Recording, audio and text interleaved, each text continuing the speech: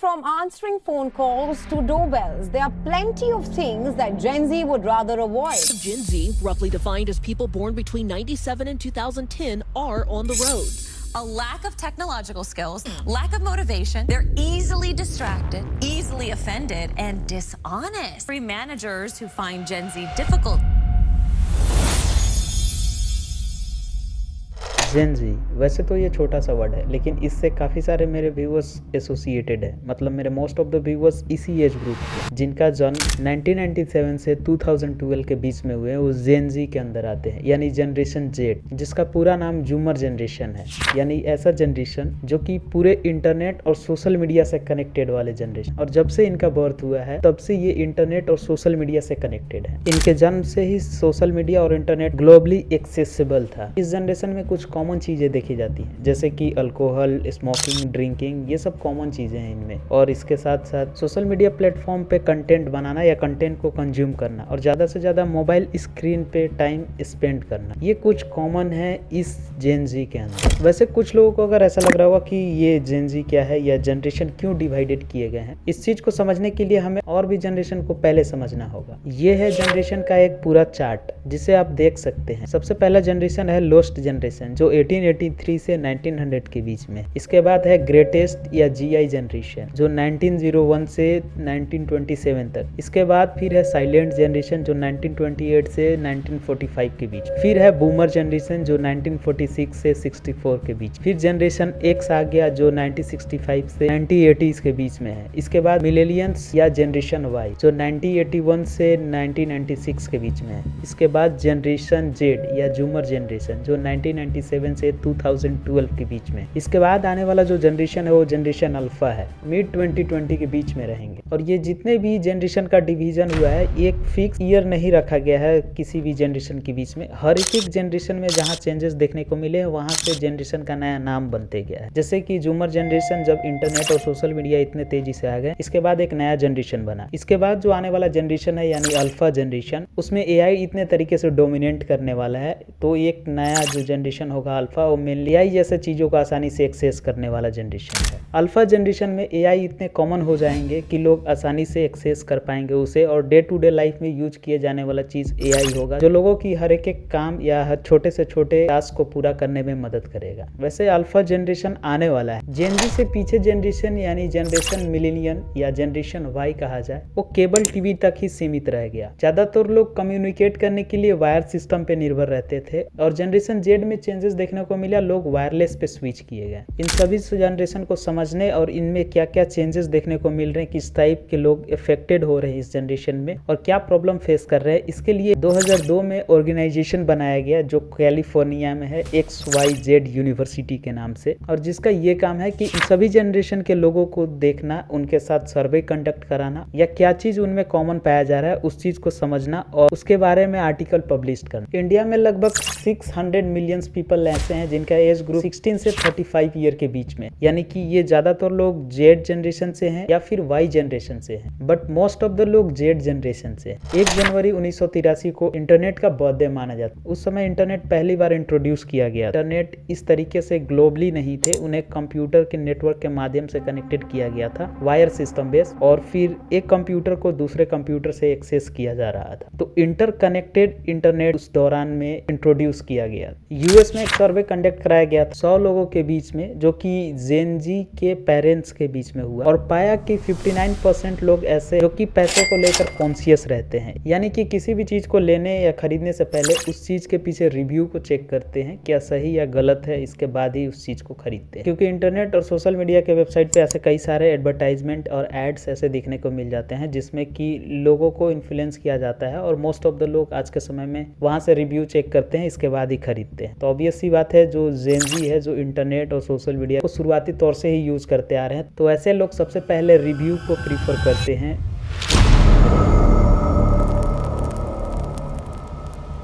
जेन जी social skill, group works और real interaction में challenges face करते हैं, और ये सब कुछ कॉमन है जेन जी के अंदर। एक स्टडी में पाया गया 74% जेन जी लोग स्ट्रगल करते हैं कम्युनिकेशन में compare to 50% of millennial generation. Forbes के पब्लिश आर्टिकल के मुताबिक जेन जी लोग यहाँ तक कि एक सही से ईमेल तक लिख नहीं पाते हैं। यही जनरेशन के लोगों के पास एक कॉमन चीज है, जैसे कहीं पे भी बैठे हैं, अगर अकेलापन है तो सीधे मोबाइल निकालते हैं और स्क्रॉल करते हैं सोशल मीडिया जैसे वेबसाइट्स को विजिट करना। और इसके साथ साथ 42% जेनजी लोग ऐसे हैं जिन्हें सरकार पे पूरे तरीके से भरोसा नहीं होता है, सरकार के हर एक सिस्टम और उसके स्कीम पे भरोसा नहीं करते हैं। और ऑब्वियस सी बात है, आज के समय में सोशल मीडिया प्लेटफॉर्म बन गया है जिसपे कि लोग आसानी से अपने बातों को रखते हैं और रियलिटी से काफी ज्यादा अटैच हो जाते हैं। जेनजी लोगों में कुछ कॉमन सी चीजें हैं, जैसे ज्यादा कंफर्टेबल होते हैं एक टेक्स्ट मैसेज भेजना, ऑनलाइन चैट करना बजाय सामने से जाकर इंटरेक्ट करना या फिजिकली मिल पाना, और कम्युनिकेट करने के लिए ज्यादातर इमोजी भेजना, पिक्चर्स भेजना, वीडियो भेजना या शॉर्ट फॉर्म में रील भेजना।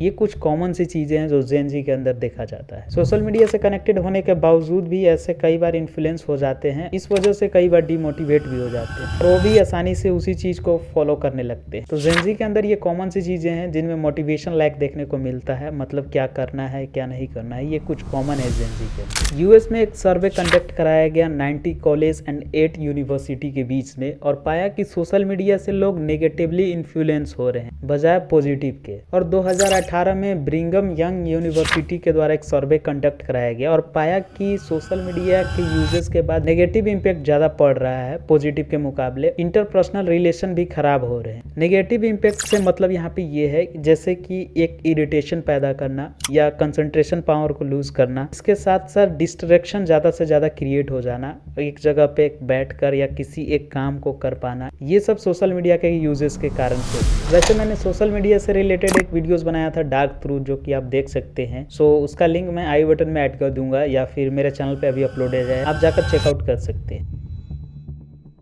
एक सोशल मीडिया के यूजेस के बाद कैसे मेंटल हेल्थ प्रॉब्लम फेस करने को मिलता है जेन जी के अंदर कॉमनली आप देख सकते हैं। सोशल मीडिया पे आज इन्फ्लुएंस होना एक आम सी बात हो गई है, मतलब लोग आज वीडियो देख रहे हैं तो आसानी से इन्फ्लुएंस हो जाते हैं उससे। CNN हेल्थ की आर्टिकल्स के मुताबिक जेन जी लोग ज्यादा स्ट्रगल करते हैं मेंटल हेल्थ से compare to the millennial generation या वाई जनरेशन। 2019 में एक सर्वे कंडक्ट कराया गया अमेरिकन साइकोलॉजिकल एसोसिएशन के द्वारा और पाया कि 55% जेन जी ऐसे हैं जो सोशल मीडिया को सपोर्टिव वे में लेते हैं। वहीं पे 45% लोग ऐसा महसूस करते हैं जिससे उन्हें लगता है कि वो जज कर रहे हैं, मतलब वे लोग अपने आप को कंपेयर करते हैं दूसरे के मुकाबले। और बाकी के 38% लोग बैडली फील करते हैं सोशल मीडिया यूज करने के बाद। ये सब कुछ कॉमन मेंटल प्रॉब्लम फेस करने को मिलते हैं जेन जी के अंदर। वहीं फिजिकल की बात हो तो लगभग 70% ऐसे हैं जो फिजिकली फिट है जेन जी के अंदर, वे अपने हेल्थ को लेकर इतने कॉन्शियस नहीं है। और 46% जेन जी ऐसे हैं जिन्हें ऐसा लगता है कि स्कूल के द्वारा उन्हें ज्यादातर प्रेशर दिए जा रहे हैं। जैसे एजुकेशन सिस्टम की बात हो तो उन्हें इस टाइप के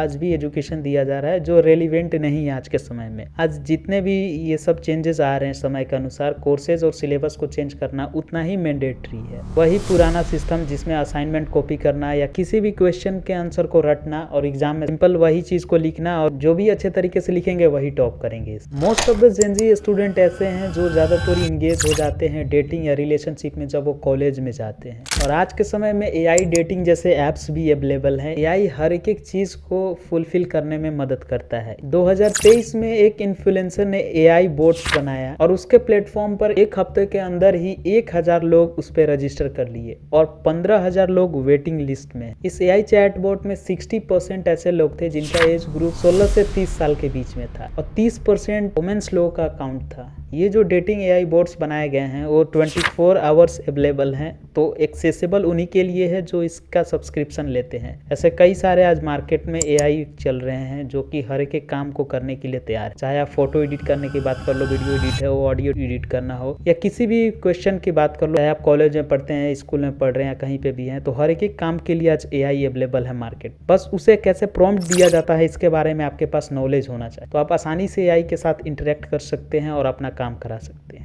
इस AI बोर्ड्स में ऐसे कई सारे फीचर दिए गए थे, जैसे आप फिजिकल अपीयरेंस को भी चेंज कर सकते हैं, आप जिस तरीके से चाहें उस तरीके से कस्टमाइज कर सकते हैं, अपने इमोशन के अनुसार उसे चेंज कर सकते हैं। ऐसे कई और भी एप्लीकेशन है, टिंडर हो गया, शादी.com हो गया, और भी बहुत सारे ऐसे एप्लीकेशन हैं जिसमें कि लोग आसानी से डेटिंग के लिए प्रीफर करते हैं। और इनमें जो most of the user register होते हैं जेन जी के अंदर में आते हैं। जेनजी के अंदर एक कॉमन सी चीज देखने को मिलता है, ज्यादातर लोग इसमें लक के ऊपर डिपेंडेंट हैं। 2022 के डेटा के मुताबिक इंडिया में लगभग 40% ऐसे लोग हैं जो फैंटेसी स्पोर्ट्स जैसे गेम्स में रजिस्टर हैं, जिनका एज ग्रुप 25 से 34 साल के बीच में। फैंटेसी जैसे ऐप आज यूनिकॉर्न कंपनी बन चुके हैं और ये एक लीगल बना दिया गया है। आप आसानी से इसे एक्सेस कर सकते हैं अपने ऐप स्टोर्स में ही। वहीं ऑनलाइन गेमिंग की बात हो तो इंडिया में लगभग 16 से 24 साल के एज ग्रुप ऐसे हैं जो 65% लोग ऑनलाइन गेमिंग प्रीफर करते हैं। ये एक चार्ट है जिसे आप देख सकते हैं। 25 से 34 साल के बीच में है जो 72% है, वहीं 35 से 44 साल के बीच में 68% है और 45 से 54 साल के बीच में 53% है और 55 ईयर के बाद से उधर 38% है। तो इस चार्ट में आप पूरे तरीके से देख सकते हैं 25 से 34 साल के बीच में मोस्ट यूजर हैं जो ज़्यादातर ऑनलाइन गेमिंग प्रीफर करते हैं। ऑनलाइन गेमिंग में कई सारे ऐसे आते हैं जैसे ऑनलाइन लूडो जैसे गेम्स हो गए, जिनमें एक्चुअल फायदा उस ऐप और गवर्नमेंट को पैसे मिलते हैं। चाहे कोई भी प्लेयर जीतता हो एक टैक्स गवर्नमेंट को मिलेगा। इसके साथ साथ उस एप्लीकेशन में कई मोनेटाइजेशन जैसे फीचर्स होते हैं, ये मोनेटाइज किया जाता है, उसमें एड्स ऐसे कई सारे चलते हैं जिससे कि वो कई तरीके से पैसे कमाते हैं और भी एफिलिएट मार्केटिंग जैसे तरीकों को आजमाते हैं और अपने ऐप से पैसे कमाते हैं। आप इस चार्ट को देख सकते हैं जिसमें रिसेंट के 4 जनरेशन को दिखाया गया है क्लियरली, जिसमें boomer generation, generation X, generation Y and generation Z, जिसमें साफ साफ इसमें लिखा गया है कि इसमें कितने पॉपुलेशन थे, इसके साथ साथ इसमें क्या कैरेक्टरिस्टिक देखने को मिला था, इसके बाद इनका क्या प्रॉब्लम था, ये सारा कुछ इस चार्ट्स के अंदर है। और जेनजी के अंदर एक कॉमन से चीजें हैं जिन्हें क्विक रिजल्ट चाहिए, जो हमेशा एक्सपेक्ट करते हैं कि क्विक रिजल्ट मिलना है। तो ये कुछ कॉमन जनरेशन में प्रॉब्लम है जो कि इस चार्ट में लिखा गया है, तो आप आसानी से पढ़ सकते हैं। इस जनरेशन में कमियां ही नहीं कुछ खूबियां भी हैं, जैसे कि इस जनरेशन के लोगों को आसानी से टेक्नोलॉजी का यूज करने का तरीका पता है और एक दूसरे को इंटरेक्ट करने के लिए एक सोशल मीडिया जैसा प्लेटफॉर्म को प्रीफर करते हैं, जिससे कि एक टाइम सेविंग होता है। जेनजी के पास एक सोशल मीडिया और इंटरनेट आने के बाद से एक एडवांटेज देखने को मिला, ये चाहे तो खुद का सेल्फ स्टार्टअप कर सकते हैं और कंप्यूटर साइंस में एक अच्छा खासा स्किल बनाकर आज ऑनलाइन अर्निंग के सोर्सेज भी बना सकते हैं। वैसे हर एक चीज फ्री में एक्सेसिबल है, आप यूट्यूब जैसे प्लेटफॉर्म पे विजिट कर सकते हैं और जो भी स्किल को चाहे उस चीज को सीख सकते हैं। आज लोग ऐसे इंस्टाग्राम या सोशल मीडिया जैसे प्लेटफॉर्म पे टाइम स्पेंड करते हैं, बजाय इसके चाहे तो किसी स्किल को सीखकर एक ऑनलाइन प्लेटफॉर्म बनाया जा सकता है या ऑनलाइन प्लेटफॉर्म पे काम किया जा सकता है। 100% जेनजी लोग ऐसे हैं जो डेली का 1 घंटे टाइम स्पेंड करते हैं सोशल मीडिया जैसे प्लेटफॉर्म पे। वहीं 46% ऐसे लोग हैं जो 10 घंटे से भी ज्यादा टाइम स्पेंड करते हैं सोशल नेटवर्किंग साइट्स पे और इंटरनेट पे। ये सब कारण है एक प्रॉब्लम जनरेट होने के पीछे। अगर आप इस वीडियो को एंड तक देख रहे हैं, जेनजी वाले कैटेगरी में हैं, तो आप इन सब चीजों को एक सही डायरेक्शन में लेकर जा सकते हैं। इसके साथ साथ आप सोशल मीडिया का सही से यूज करें और अपने मुताबिक आप स्किल को लर्न करते रहें। वैसे इस जनरेशन से कुछ चेंजेस नहीं होने वाले हैं। अब आने वाला जो जनरेशन वही इस कंट्री को एक डेवलप कंट्री में बना सकता है। और ये जो सोशल मीडिया के ऊपर मैंने एक डिटेल वीडियो बनाया, आप जरूर देखिएगा। वीडियो में मैंने आपको बताया है कि कैसे सोशल मीडिया का एक नेगेटिव इम्पैक्ट ज्यादा पड़ रहा है बजाय पॉजिटिव के।